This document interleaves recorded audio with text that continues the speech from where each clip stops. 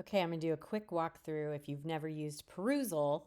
Once you click on the link in Canvas, this is what you'll see is the library. So here's our first reading. You got to scroll down a little bit and then you can open the file. And this is actually a sample chapter. And so you got to scroll down a bit until you actually get to the reading because they gave me little portions of all of this from, I didn't want you to buy one more book. So here you go. Let's say you get to a place where you're ready to comment on the reading.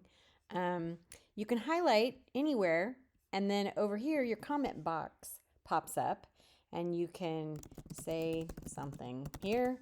You can add a GIF, you can add an emoji, you can add a link to something if it reminds you of something, and then you'd hit post comment.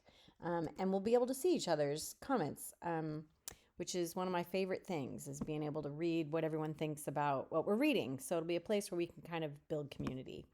So that's it. I mean, it shouldn't be super complicated. And you can see more. The other thing I left for you for each of these readings was some suggestions of what you could comment on in case you're at a loss. I don't want to say how many. It depends on how the reading moves you.